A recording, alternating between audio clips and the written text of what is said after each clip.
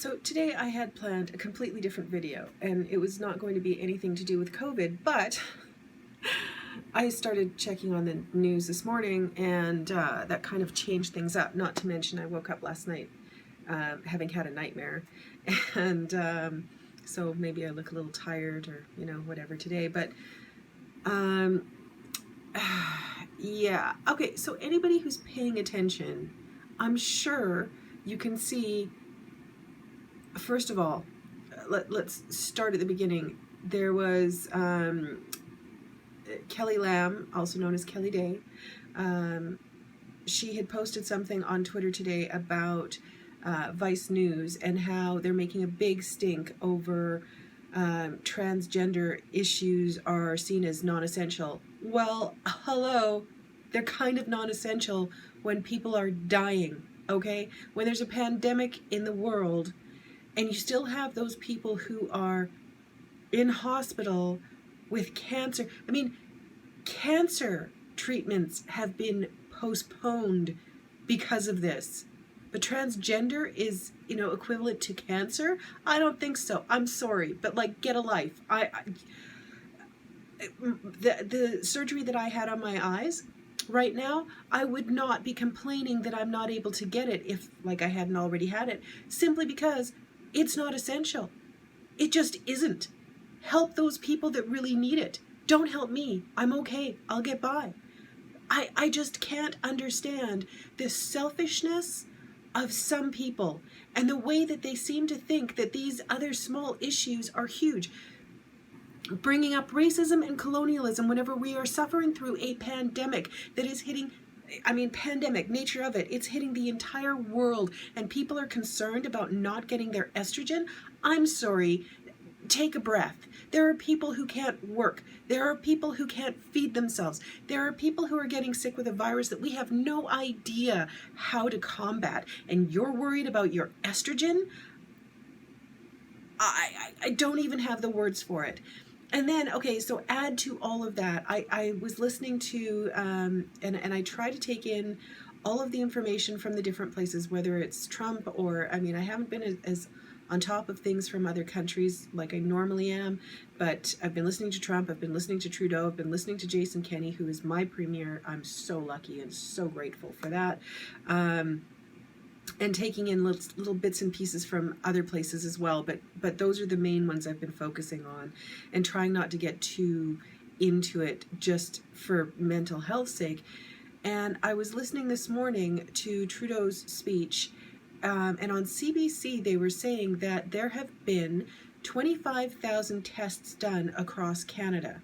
Now we know in Alberta that over 15,000, in fact I heard numbers something like 17,000 last night, but we'll just say 15,000, over 15,000 have been done in Alberta, with a population of, I think we're at 4.7 million. There are provinces that are way larger than ours, okay? In Alberta, we've done over 15,000. You take the 25,000 that the CBC are quoting have been done across Canada, that's less than 10,000 across the entire country, including the hugely populated areas. I'm absolutely gobsmacked by that. Less than half of what we're doing in Alberta, they're doing in the entire rest of the country, including Ontario, Quebec. What can you say to that except there is so much incompetence when it comes to this pandemic? It's absolutely mind-blowing. And in some ways it's not really surprising, because we have a prime minister who seems to take his directives from anybody else who's got a good idea, while, hedging his bets and trying to be, Mr. PC to places like China.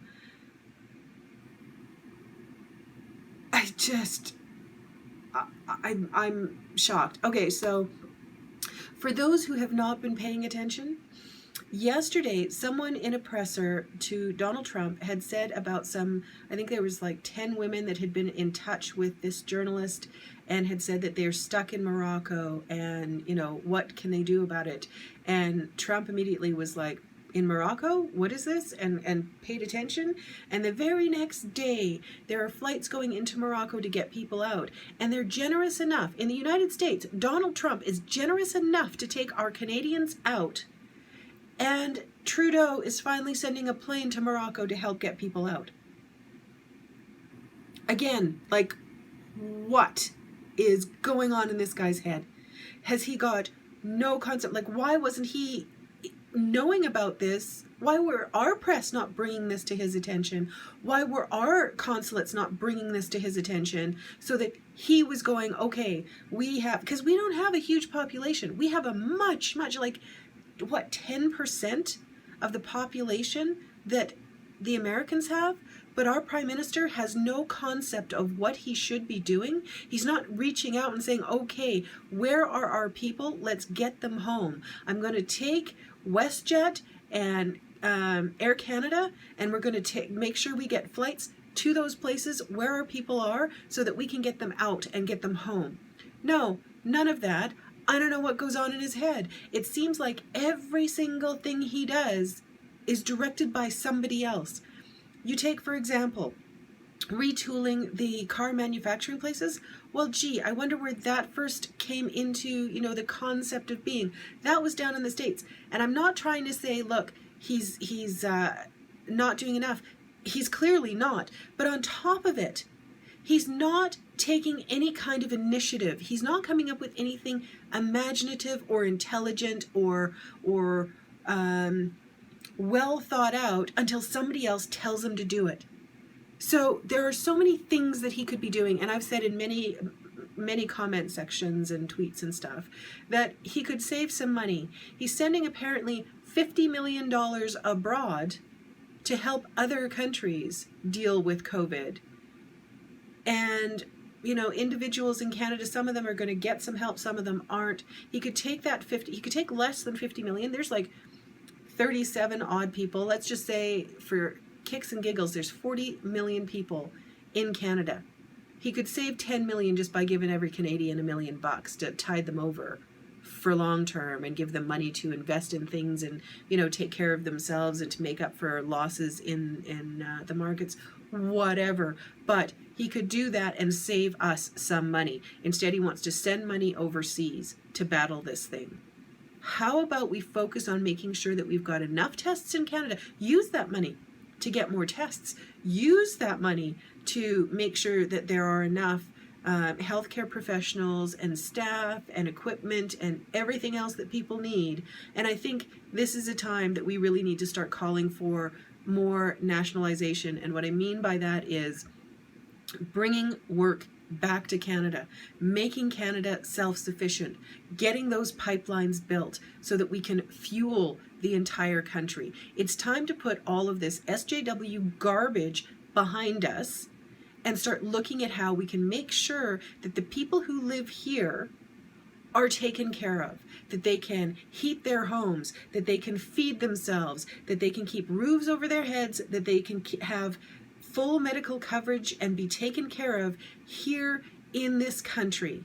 Let's get all of this stuff sorted out now. I mean, this, if nothing else, COVID should be a wake-up call for everyone in this country. And I know there are a lot of lefty type people who haven't figured this out yet, but whenever their way of life is finally threatened, whenever they start having problems and they can't find food and they can't find toilet paper to wipe their asses and they can't find, I don't know, whatever, I'm hoping that that finally gets through to them and they finally figure it out that we need to be taking care of ourselves here.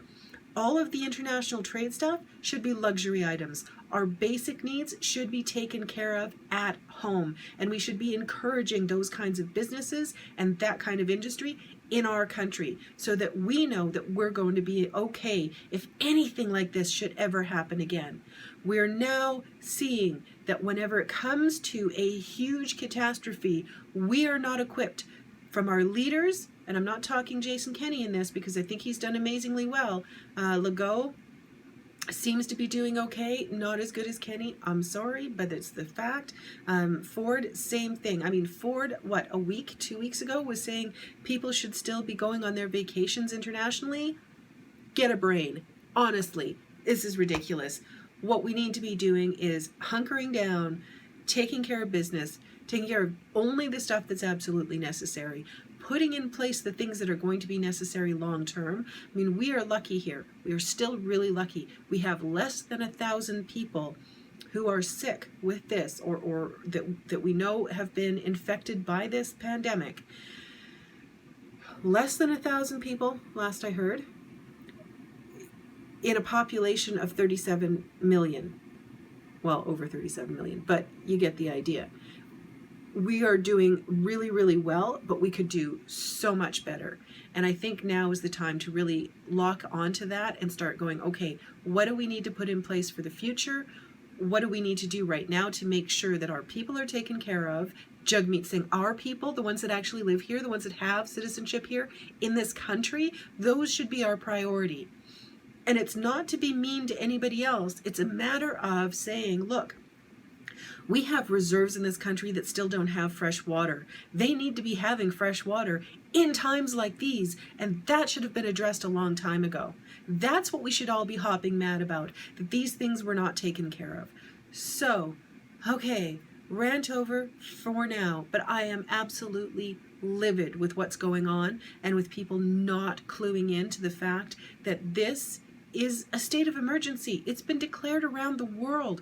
And I mean, okay, you people that don't want to believe that this is anything more than a bad flu, have at her. But you know what? Even if it's a bad flu, we're starting to see how our society breaks down whenever things start to go pear-shaped.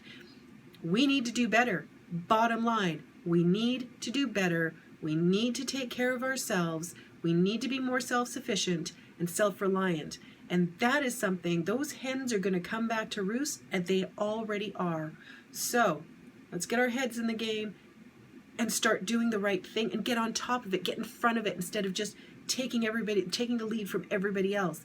Let's really put our heads together and get stuff sorted out so that we are making sure that we survive this thing, whether it's the illness, whether it's the economy, no matter what it is. We should be having things in place so that we can take care of ourselves, so that if anything like this should happen again in the future, and let's face it, it probably will, that we have the tools in place to combat it and to survive and even possibly thrive. That's where I'm leaving it today. I wish you all the very best. Reach out to somebody digitally so that you can make them feel better in whatever situation they are. We need each other. We are social creatures. Stay in touch. Talk to each other and help each other out, please.